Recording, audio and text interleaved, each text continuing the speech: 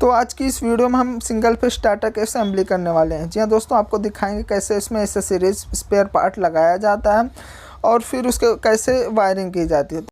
तो सबसे पहले इस पैनल की पेटी में हमें स्टार्ट पुश बटन को इंस्टॉल करना यानी कि लगा दिया जाता है। उसके बाद यहाँ पे पीवीबी बटन को लगा दिया जाता है। यह स्विच जो है प्रेस करने पे हमारा पैनल जो है वोल्टेज बताता है। उसके बाद यहाँ पे ऑन ऑफ स्विच लगा दी जाती है।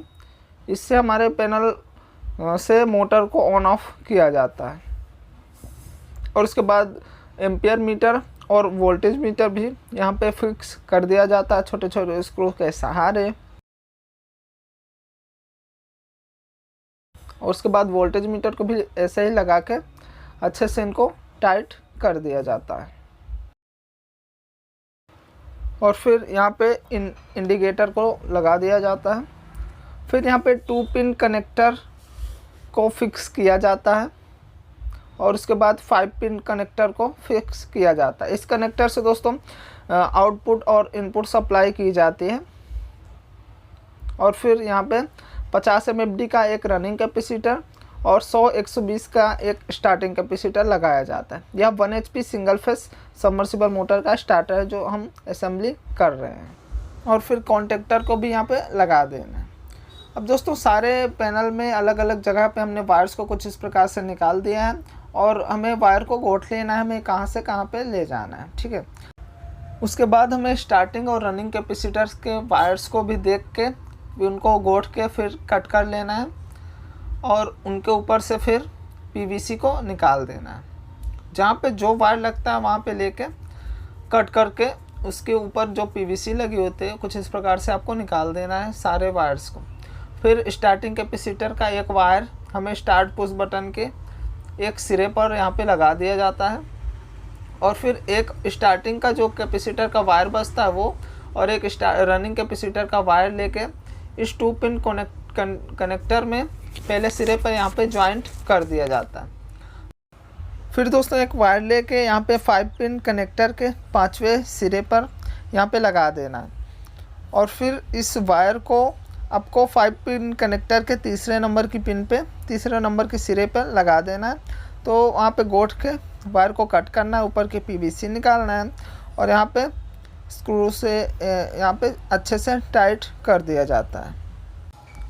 फिर दोस्तों एक वायर लेना है और उसको 5 पिन कनेक्टर के चौथी सिरे पर यहाँ पे लगा देना है। और दोस्तों इसको फिर आपको कॉन्टेक्टर के दूसरी पिन पे ज्वाइन कर देना है।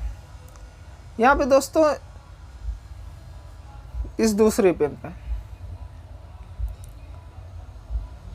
और फिर एक तीसरा वायर लेके या दोस्तों हेवी में स्टार्टर बन रहा है, इसकी वजह से यहाँ पे हमें 4 mm का वायर जो है यूज़ करना पड़ रहा है। और फिर इसे कट करके कॉन्टेक्टर की पहली पिन पे यानी कि यहाँ पे जॉइंट कर देना है। फिर दोस्तों यहाँ पे कॉन्टेक्टर में रिले को जॉइंट किया जाता है। यह 6 से 10 एम्पियर का रिले है जो कि 1 HP में लगने वाला। तो यहाँ पे बीच के सारे स्क्रू को अच्छे से टाइट कर देना है। और फिर यहाँ पे जो ब्लू वायर निकलता है रिले से उसको कॉन्टेक्टर के चौथे सिरे पर यानी कि यहाँ पे आपको जॉइंट कर देना है। फिर दोस्तों इस जो स्टार्ट पुश बटन का यह वायर है रेड वायर, इसको दोस्तों हमें रिले के इस पिन पे यानी कि जहाँ पे एक रेड वायर लगा हुआ है उसी पिन पे हमें इस वायर को जॉइंट जो है कर देना है। और फिर एक अलग सा वायर लेके रिले की इस पहली पिन पे यहाँ पे जॉइंट कर देना है। और दूसरी इसका जॉइंट हमें जो है कॉन्टेक्टर के जो कॉइल होता है कॉइल में यहाँ पे कर दिया जाता है, जॉइंट कर देना है। और उसके बाद यहाँ पे जो ब्लू वायर निकलता है इस वोल्ट मीटर से उसका जो एक वायर है उसमें के ऊपर का पीवीसी निकाल देना है।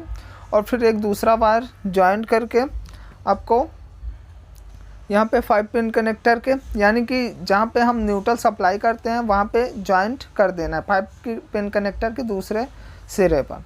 फिर एक यहाँ वायर लेके जो कि एम्पियर मीटर से निकलता है यहाँ पे देख सकते हैं, इसको हमें फेस पे दे देना है। जहाँ से हमें फेस सप्लाई करनी होती है स्टार्टर में पैनल बोर्ड में वहाँ पे ज्वाइन कर देना है। और फिर जो यहाँ वायर निकलता है दूसरा वाला जो कि न्यूट्रल से निकलता है, इस पे हम एक दूसरा रेड कलर का वायर जोड़ के इसको रिले के पहले पिन पे यानी कि यहाँ पे जॉइंट कर देना है।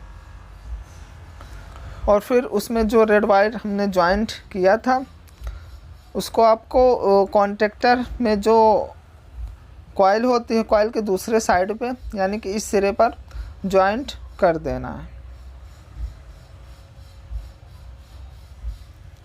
और फिर जो एम्पियर मीटर का एक ये सिरा जो रह जाता था उसको, और हमें रनिंग कैपेसिटर का जो वायर बाकी था उसको हमें इस 2 पिन कनेक्टर में दूसरे पिन पर जॉइंट कर देना है।